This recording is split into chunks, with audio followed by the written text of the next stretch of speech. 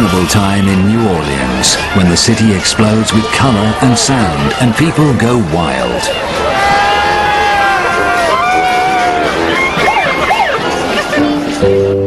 But for one person, New Orleans holds a different kind of magic. Judith Very Baker first came here in April 1963, 7 months before Kennedy's assassination in Dallas. She fell deeply in love with a man she met here, who was to change her life forever. That man was Lee Harvey Oswald.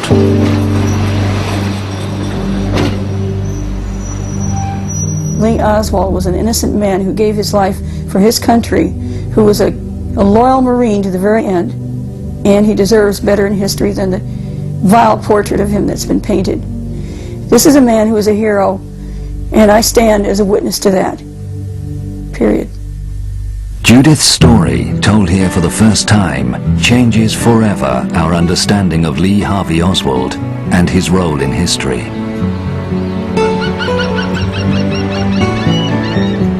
That story begins in Bradenton, Florida, where as a young schoolgirl Judith excelled in science, as her sister Linda explains. By the time she was in high school, she was extremely dedicated to her work. And when I say to her work, it was her scientific studies, her projects that she worked on. And she always had this interest in cancer research. She wanted to be the person who could cure cancer, and she was determined to do that. Her exceptional abilities were soon drawing local and then national attention. When I was in high school, I noticed that I was focusing on things that were of interest to the military. My work with cancer, my work with, getting metal out of seawater and all that, excited a great deal of interest. I gave lung cancer to mice faster than it had ever been done before with all their big labs and everything else. They were astonished. And they even went to my school and checked everything out, and of course I had all the proof. All the doors opened from there. I found myself invited as soon as I could graduate. I was sent to Buffalo, New York, to the oldest and most prestigious, at that time, cancer research center in the United States, Roswell Park Memorial Institute for Cancer Research, under the auspices of Dr. Deal and Dr. Ochsner. Dr. Alton Ochsner, one of the world's leading cancer specialists, was fiercely anti-communist. He was to play a crucial role in Judith's life. Without realizing it, she was being subtly drawn into clandestine research work. This became apparent in 1962, when she became a full-time student at the University of Florida in Gainesville. I was getting specialized in deadly cancers. It was made clear to me by the time I entered the University of Florida, they didn't want people knowing that we were working on projects that might have to do with eventually competing with Russia on the matter of using cancer as a bioweapon. She was very gullible. She didn't have people experience. She was always in a laboratory working. So yeah, she was very capable of being taken advantage of without ever knowing it until it was too late. In the spring of 1963, Judith was invited to join Dr. Ochsner in New Orleans on a temporary assignment. It was an exciting offer for the young scientist. The Ochsner Clinic and its founder were world-renowned. Dr. Alton Ochsner, who was famous as the first physician to link smoking and cancer, and who had many military and government connections, he said he needed me there, and that he wanted me to work in the bone cancer lab with Dr. Mary Sherman. Dr. Mary Sherman was working on some cutting-edge research, and the blood sedimentation work I was doing they thought would be valuable. On top of that, he'd been telling me what to do for a couple of years now, and was interested in everything I was doing. This man was virulently anti-Castro, and he knew about my anti-Castro feelings. Judith arrived in New Orleans on April 20th, 1963, 2 weeks before she was to meet Ochsner. She was a naive 19-year-old, alone for the first time in a big city. She was to be joined 10 days later by her fiancé, Robert Baker. While she awaited his arrival, Judith took a room at the YWCA, close to the downtown area.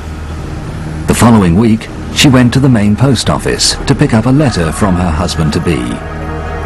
As I asked for the letter from Robert Baker and obtained it, when I reached for it, I dropped the newspaper, and this very clean cut young gentleman standing behind me picked it up and handed it back. I looked at him, and he smiled, and he's young like I am, and he was so clean cut and so polite that when he asked me if he could walk me home, I said yes.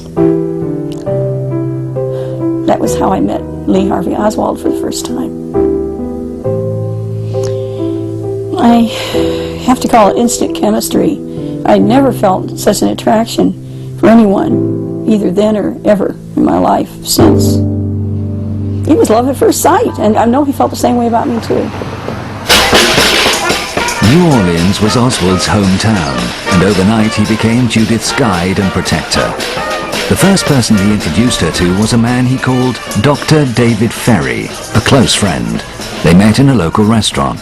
He was wearing an airline captain pilot's hat, and he had his pilot's jacket on and a ring, and here I'd been told he was Dr. David Ferry, but now I also realized he was Captain David Ferry, had been with Eastern Airlines. This is a man who probably could talk to you on any subject at length. He could discourse on anything, and he could speak knowledgeably to me about cancer research even. He was actually, he said, working on a project. He would like me to see it. He knew Ochsner was. He not only knew Dr. Mary Sherman, she was his friend. So all of these things were of great interest to me. I wanted very much to know more about this strange man, Dr. David Ferry, who was also the captain. Later that day, Oswald took Judith to David Ferry's apartment in this suburb of New Orleans. Unwittingly, she was being drawn into a deadly game. David Ferry's apartment was the upper half of a white Spanish-style building, and we entered from the back. People who knew David Ferry would not enter from the front. So as we sat down, we were sitting down on an antique piece of furniture from his mother. He has nice chintz curtains, but the rest of it looks like 6 or 7 garage sales all slammed together. He had a book on nursing and surgical procedures, how to do operations. He had the DIFCO manual, and nobody has the DIFCO manual unless they're doing cancer research or other kinds of tissue culture and so on. We were there not only most of the day, but all night long that night. And I took reams of notes on what he was saying. To Judith's amazement, Ferry began to talk about a secret government medical project against Castro, involving himself and Mary Sherman, overseen by Alton Ochsner. I knew that Dr. Ochsner had been working on a variety of different projects, and that because of his association with anti-Castro people such as David Ferry, this seemed very possible to me that Dr. Ochsner and Dr. Sherman might be involved with David Ferry. And of course he spoke knowledgeably of both people.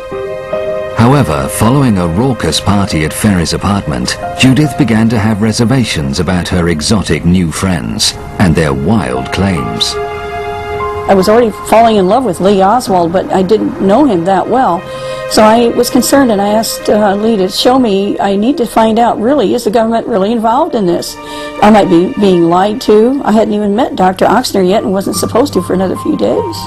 To reassure Judith of his official status, Oswald took her downtown to meet another close associate, Guy Bannister, a former FBI man now operating as a private investigator. There on the wall, there it was. This man was the head of the FBI in Chicago. He carried a beautiful big gun right there in a shoulder holster. He had all kinds of credentials, and he affirmed that Lee was working on an anti-Castro project. That was good enough for me. Judith was even more impressed when Lee later took her to the 3rd floor of Bannister's building, where she saw assorted military equipment stored. Lee told me that he was in New Orleans for several reasons. One of them was to make a training film, and that he was working with these anti-Castro insurgents to help teach some of these young Cubans how to use ammunition, how to, do their guns, how to fire, and all that. He was part of this. But he had several other projects he was also working on. He was a very busy man there. Less than a week in New Orleans had turned Judith's life upside down.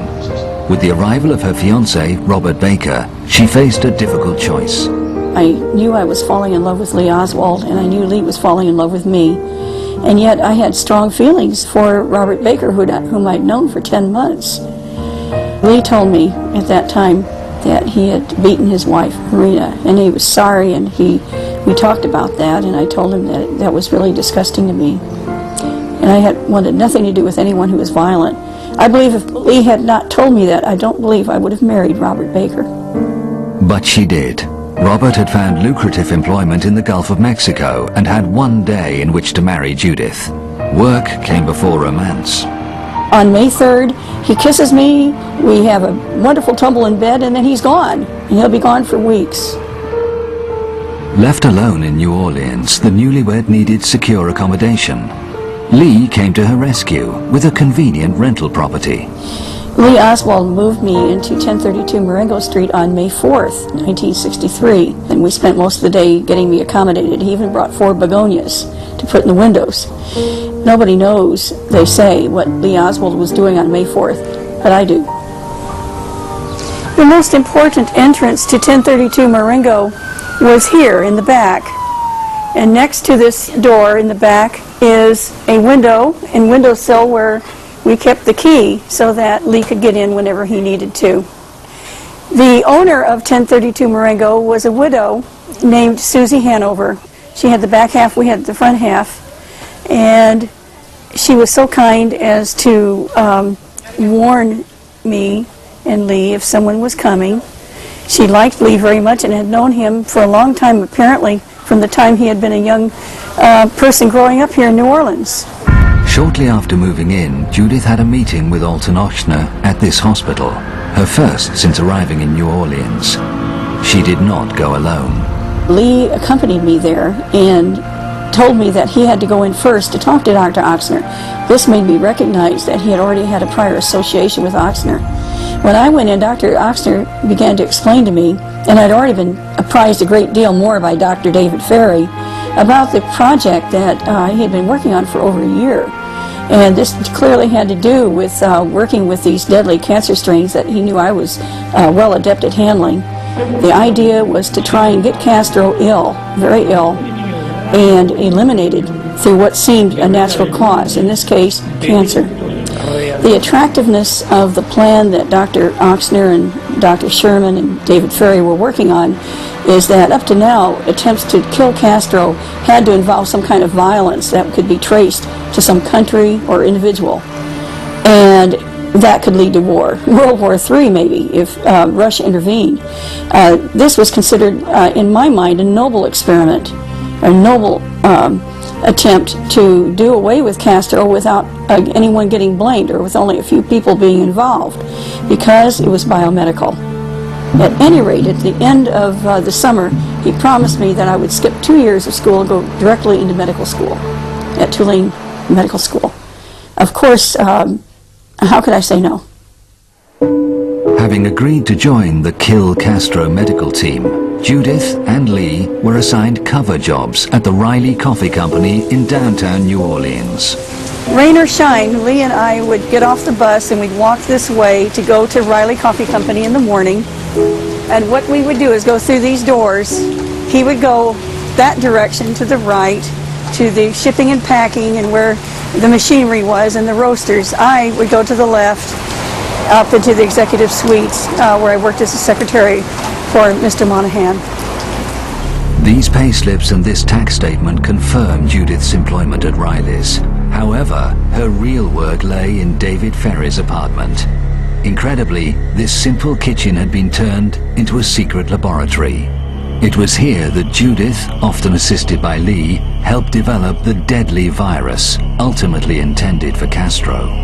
It was my job to work with 50 to 60 mice at a time, and these mice had large tumors that had developed. They were being brought in from another nearby locale, some other place. Now, these animals had already been inoculated with cancer when they were weanling mice, very, very tiny, and in a matter of a week or so, the cancer that they had developed at this time, the lumps and the tumors were as large as these little mice, so to the point where they could hardly drag these huge tumors along. And we would actually have to kill these mice, cut out the tumors, weigh the tumors, see which ones were the heaviest, because those were the fastest growing. We were interested in the weight and how fast these tumors grew. We were after a vicious cancer, a galloping cancer. And all the tumor material that seemed to be the most vigorous was then placed in a blender and blended together so they could recycle and not lose that virus. And the other thing that we were doing was making tissue cell cultures from the most vigorous and deadly cancers. Judith regularly took these materials and her reports from Ferry's lab to Dr. Mary Sherman's apartment in a smart part of town. Down there is St. Charles Street, where the streetcar would just drop me off, and then I had a 1-minute walk down this little corridor here and went in here, crossed into where these people are entering, and went inside, and inside's a nice courtyard, and I entered Mary Sherman's apartment, and I usually drop things off. Sometimes I would stay there and read and wait for her to come. Dr. Mary Sherman was not a person who was anything but gracious and an honorable lady in every sense. I had never felt like she was someone who had any vices at all. I felt these contacts were necessary so that there would be some way for her to report on my work and what I was doing as if I were some kind of student working under her anyway, so I could go into Tulane in the fall, which was still the plan. Mary Sherman secretly carried out vital work on the bioweapon at another location. Oswald was the go-between. The work that we were doing, without Lee Oswald, it couldn't have been accomplished. He was able to actually move materials over to the U.S. Public Health Center over near the Crippled Children's Hospital, where often Mary Sherman would meet him, and they were exchanging materials all the time.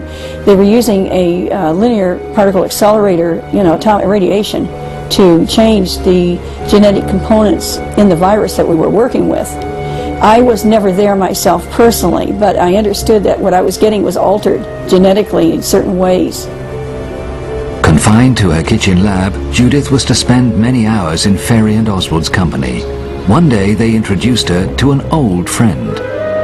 We had been talking about my dog Sparky the day before. Sparky was a bad little dog who went on my bed. They said they wanted to introduce me to another Sparky, also a dog who couldn't control himself. And this individual's name, they said, was Sparky Rubenstein. Only much, much later did I learn that this was Jack Ruby, and I never connected the two when Lee was murdered.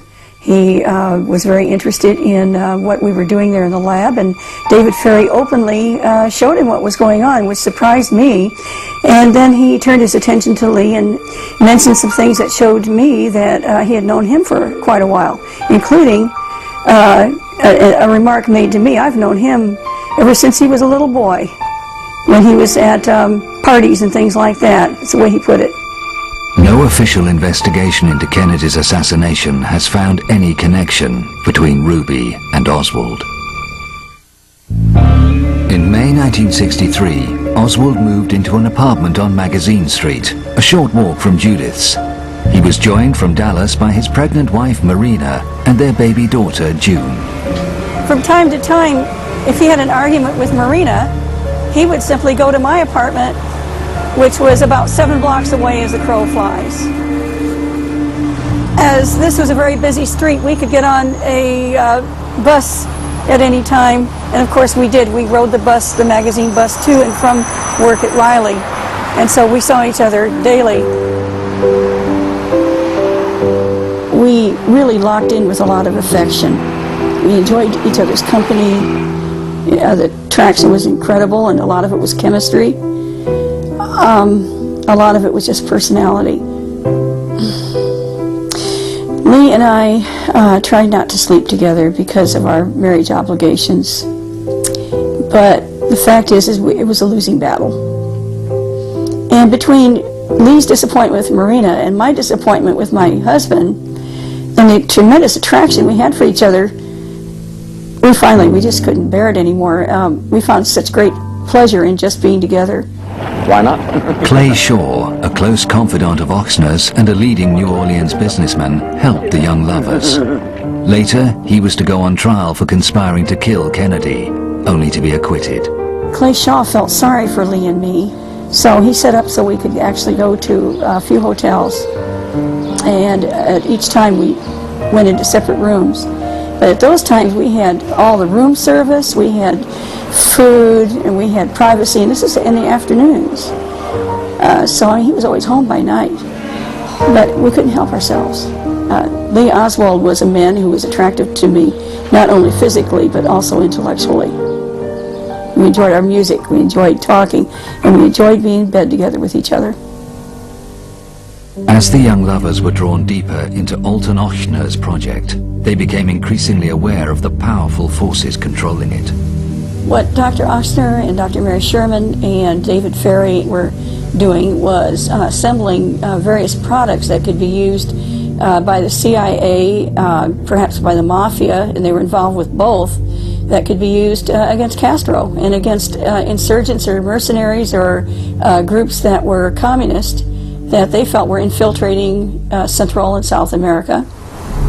However, the cancer virus they intended for Castro was proving to be not potent enough. Young Judith came up with the answer. I convinced Dr. Ochsner and others that the real thing we need to do is pull down Castro's immune system by using several ploys, and then when the cancer is introduced into his body, it would be found in his blood system. They'd put him in front of the X-ray again and again and again. He'd be injected again and again. Supposedly he'd be getting treatments to kill the cancer when actually his immune system is getting destroyed. That could be done. In other words, Castro could be eliminated by using the X-ray, and they'll think that it's the side effects from lung cancer. And that was my idea. Judith and Lee felt intense pressure to succeed. They were horrified to learn that some of the sponsors of the Kill Castro program were also interested in getting rid of Kennedy because of his perceived failure to deal with the communist threat so close to America's shores. We were aware of this through David Ferry, who had infiltrated groups who were planning or trying to kill Kennedy and or to kill Castro. By focusing on Cuba, if Castro were dead, and taking over Cuba again, everybody would be satisfied. The military, the CIA, the Mafia, and other elements, the anti-Castroites. Everybody would be happy if Castro were out of the picture. Otherwise, it seemed that these people really basically were focused on eliminating Kennedy, and then they could do as they pleased with Cuba, with another administration. And a lot of these people had a lot of power. It was a frightening thing for me to hear about all these things. But for Agent Oswald, the Kill Castro project was only one of several undercover assignments that summer, as Judith learned. First of all, he and Guy Bannister went out and worked with students trying to uncover radicals that were on campus. This is very important. They were getting ready to leave for the summer, and Guy Bannister was convinced that these students would be agitators during the summer for pro-civil rights events and so on. On the other hand, as soon as these students left, which was at the end of May when school got out, Lee was then free, of course, to try and kind of polish up his pro-Castro end of things, because he was supposed to be a pro-Castro person eventually, to be groomed enough and to be able to enter Cuba if they ever wanted him to go to Cuba. This alleyway behind Riley's had often provided Oswald with the means of slipping away unobserved to pursue these intelligence assignments. But by mid-July, those days were drawing to an end. They needed an excuse to fire Lee because he'd actually fulfilled all the anti-Castro things he'd done with Guy Bannister and so on, and he was moving into a new phase, and that was to promote his pro-Castro image.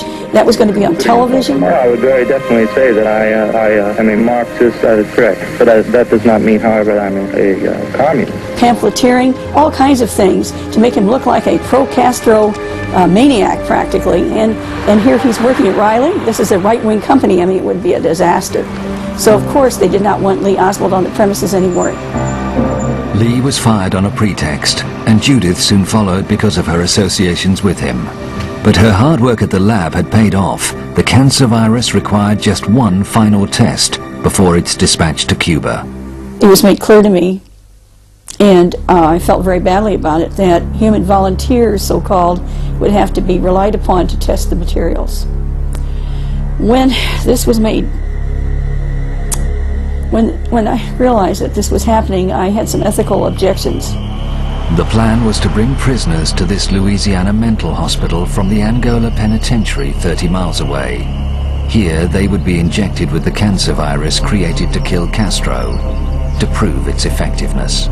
Well, I did something I had been told not to do. I wrote a note to Dr. Ochsner, and I signed it with my initials, J.A., and in it I protested the use of human beings at this stage in the project under the grounds that these were unwitting volunteers. They were not aware that they were going to be injected with live cancer cells, and the goal was to kill them with it. And of course, they were going to be volunteering for that. So I did object, and Ochsner called me on the phone, and he was furious and said I never should have written anything that was linked to me by any kind of paper or handwriting or anything. If I had any objections, I should have told him in person. And he said at that time that both Lee and I were expendable. And then he slammed the phone down. By expendable, he meant, it was very clear to me and Lee both, that they could get rid of us at any time if we were going to cause problems, because this was a project that was much, much bigger than any little Lee Oswald or any little Judy Baker. So, in late August, Oswald and Ferry arrived in the small town of Clinton, 130 miles from New Orleans, in a black Cadillac driven by Clay Shaw. Here they met a hospital orderly and awaited phone instructions on where to join the prison convoy, en route from Angola, bringing the volunteers to the nearby mental hospital at Jackson. It was necessary for David Ferry to make the initial injections. There's a doctor up there who would be taking it on, but he had to be shown how to handle the materials. That was the first thing, and David knew how to do injections. Secondly, Lee had to come along because he had learned all these special techniques to handle the materials. He'd learned them in the lab working with me. And so, if the experiment was successful, he was selected as the ideal person to take these materials down to Mexico City, where they would be handed over to a contact, a medical student or a medical technician. And those materials would then be taken over to Cuba and handed over in Cuba to a member of Castro's medical team who could be trusted. So that's why Lee Oswald had to be there. Lee Oswald, the orderly, and Clay Shaw, and of course David Ferry entered into Jackson Mental Hospital behind the vehicle that was transporting these prisoners who were going to be injected. In they all went at the same time. The orderly that was with them that they had picked up outside of Clinton showed them where to go inside, and at that time those prisoners received the injections that were necessary to begin this terrible round of injections and x-ray, injections and x-ray that they hoped would actually kill these people. Judith's ethical objections to the tests at Jackson had made an enemy of Alton Ochsner. But she was required for one final task.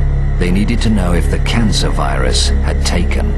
This test had to be done within 72 hours, and on August 31st, 1963, Lee Oswald drove me up to Jackson. I was wearing my little white outfit, so I looked like a nurse type. I was taken by the orderly up through a freight elevator and then into this area. This person I was taken to see, who was one of the prisoners who had been injected, was in a bed by himself, and I noticed at once that he was thrashing about and he didn't even know where he was. He was quite ill already. This is only within 72 hours of being injected with this material and having been subjected to these high doses of x-ray.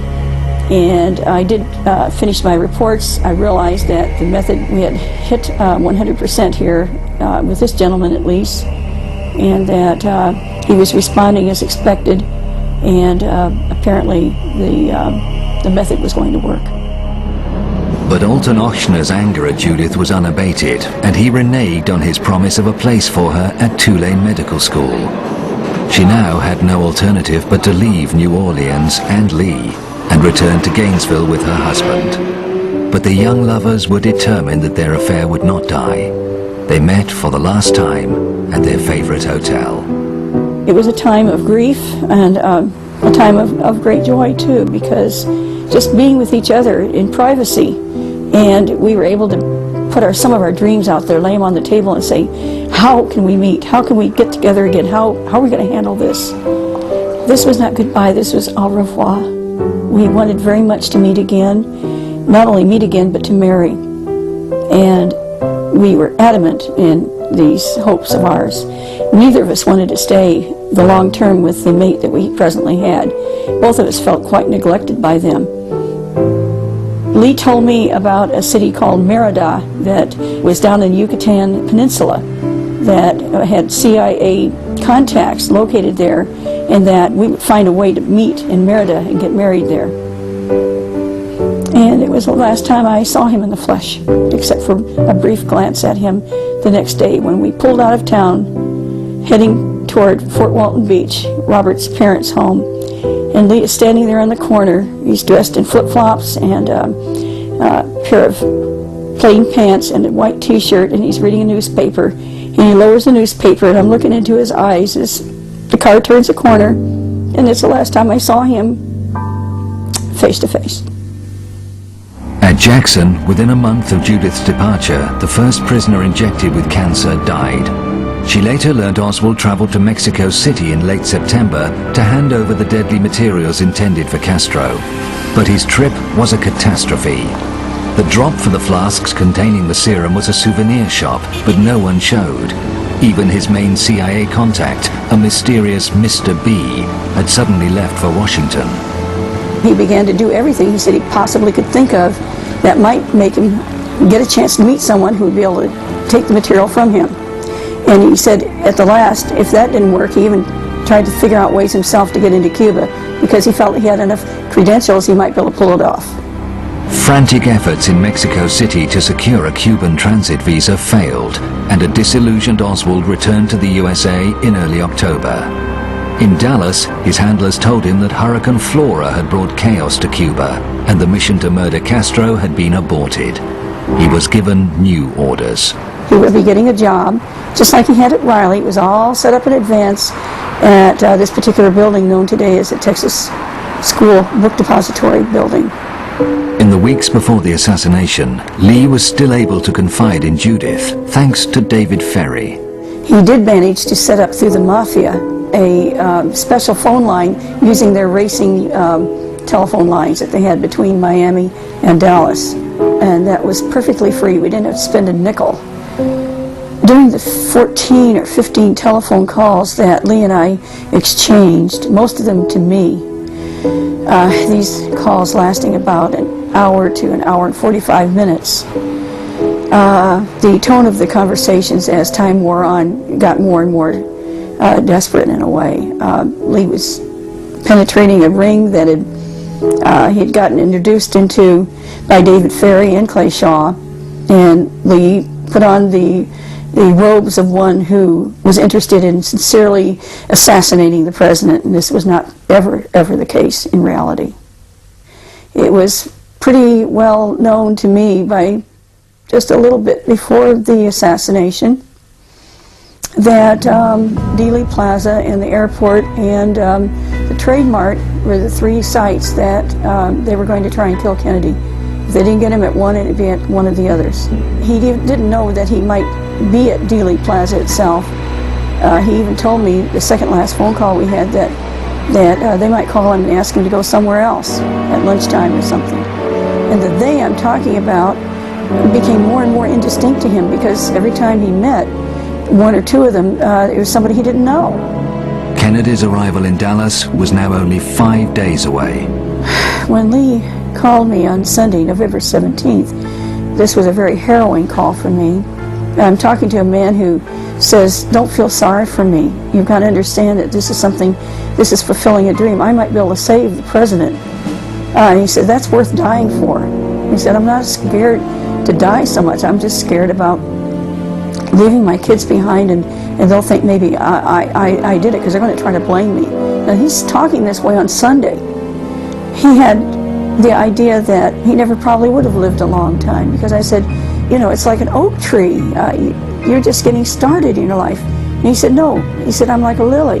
He said, that's beautiful too.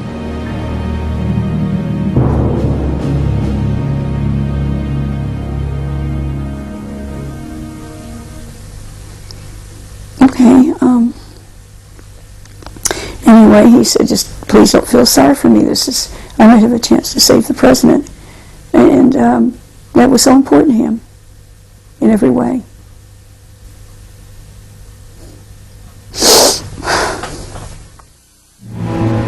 On Wednesday, November 20th, 1963, Judith, frantic with worry, called Lee at his workplace, the Texas School Book Depository. He returned her call that evening from a payphone less than 38 hours before Kennedy's assassination. Our last conversation that lasted over an hour and a half. Lee was trying to assure me that he was not alone, and that there was at least one other person, perhaps two, that were involved with him in this matter, who were trying to save the president. It's like one group is trying to kill and the other group is going to try to abort. But he made clear to me there wasn't any way that he could actually remove himself from the situation into which he had penetrated. He almost rejoiced that he had been able to penetrate it. It was something that fulfilled him in a way, because it meant that he had fulfilled the function that he had always wanted to be, and that is somebody who might be able to make a tremendous difference if he could succeed somehow in saving the president. On the other hand, if he had removed himself, his wife, his little girl, his little baby, me, the people he loved, we would have been slaughtered. We would have been eliminated. And of course he would have died anyway. He was in too deep. He couldn't withdraw. It was too late. And then he said, if I stay, there'll be one less bullet fired at Kennedy. And my heart just turned over, because I thought that was such a courageous thing to say. And then he said, you know, look at all the people who have kids. He said, you're smart and you love children. He says, please have children for me. Have babies. Please have babies for me. So I had 5. I had 5 babies. And he said that, I can't go on right now.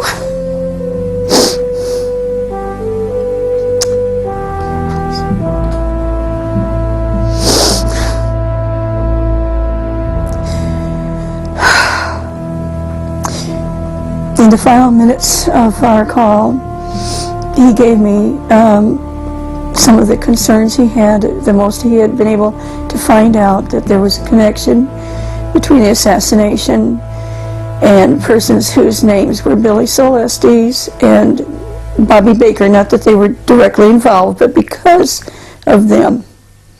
He said never to forget their names, and that this was a big event going on at that time in Dallas about them. Bobby Baker was a corrupt business associate of Vice President Lyndon Johnson. So was Billy Celestes. Investigations into their financial misdealings were threatening to put Johnson behind bars. And then he said, you know how we've tried and worried about who in the world my handler was. Mr. B, Mr. Bishop or Benson or whatever, Benton. He said, I think it's David Atlee Phillips. He said, and I don't want you to forget it. He said, you've got to remember that name. Phillips was a high-ranking CIA official in Mexico City in charge of covert action at the time of Oswald's visit there. His connections to the assassination have long been suspected. And then he told me goodbye. And we were both crying.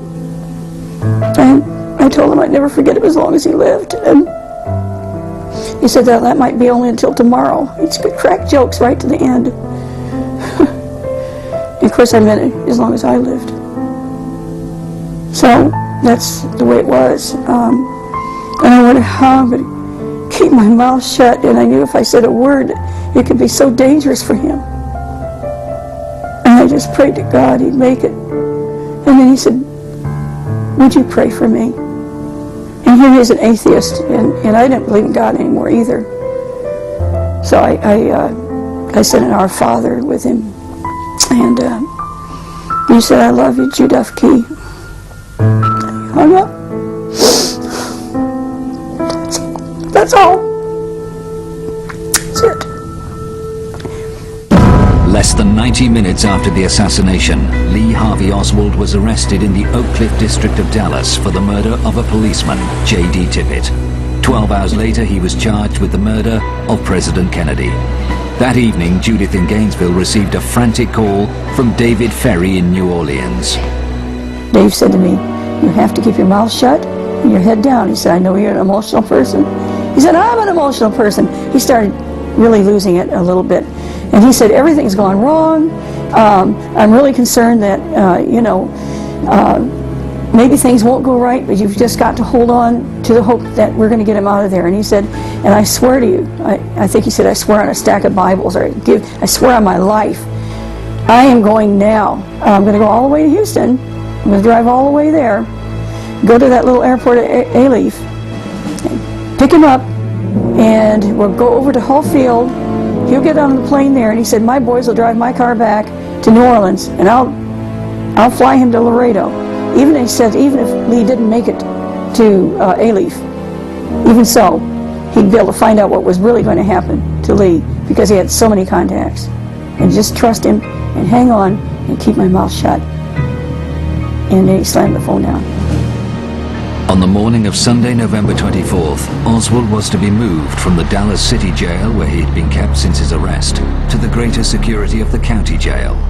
The event was televised across the nation. In Florida, Judith was watching. As I watched, and I'm thinking, they're transferring him. I knew he hadn't made it to the airport. He's been accused of killing the president. And I'd seen over and over again some of the press conferences and things, and I saw how much weight Lee had lost, and how thin he'd gotten. I saw the bruise on his eye and the cut on him, and I knew who knows how they're punching him, and the whole thing was, to me, I could see he was just being mauled around, and I knew he wasn't being treated right. So I was feeling horrible, and then I saw him come out, and he's got a nice black sweater on, and he's been shaved, and he looks nice, and my heart turned. I thought, oh, at last they're going to treat him better, and then they shot him. He's been shot. He's been shot. Lee Oswald has been shot. There's a man with a gun. Absolute panic. I think I don't know what happened to me. I don't remember anything literally for hours after he was shot, and I was trying to see what happened, and my friend, I think, started to scream. I think I was crying, and I knew he was dead. For the first time and only time in my life, I wanted to kill myself. I didn't want to live anymore. Almost 2 weeks after Lee's murder, Ferry called Judith from New Orleans for the last time, warning her she would die if she ever revealed what she knew. He reminded me that the good friend of Godfather of New Orleans, who was Carlos Marcello, that good friend Santos Traficante, was watching to see how I was behaving, and that I'm to keep my mouth shut. And he also told me I could no longer expect to shine in any area. I'm not to have any more nice little news clippings or make straight A's or any of that, because I had to be a vanilla girl and be a nobody and keep my head down and make no waves if I wanted to stay alive. He abruptly ended the call, told me he could never contact me again. He told me that I was never to speak about any of this to anybody again, for all our own goods. And I never spoke to anybody about anything because I didn't want to die. No more science work, no more trying to help anybody, no more trying to cure cancer. And everything had gone wrong, everything. That's it. Judith kept her secret for 40 years, but with her children grown up, she finally decided to break her silence before it was too late. It's been a huge embarrassment to my family, to my children, a shock to them. I've always raised them to be very moral, and here their mother is saying that she was the mistress of an alleged assassin of the President of the United States. I want to make it clear that I'm making this statement at cost to me personally and to my family, but that it is the right thing to do, because Lee Oswald is an innocent man, and my only and sole desire is to see his name cleared. Did you kill the president? No, I've not been charged with that. In fact, nobody has said that to me yet. Oswald, did you shoot the president? I didn't shoot anybody, sir. I haven't been told what I'm here for. You have a lawyer? No, sir, I don't. I do request someone to come forward to give me legal assistance.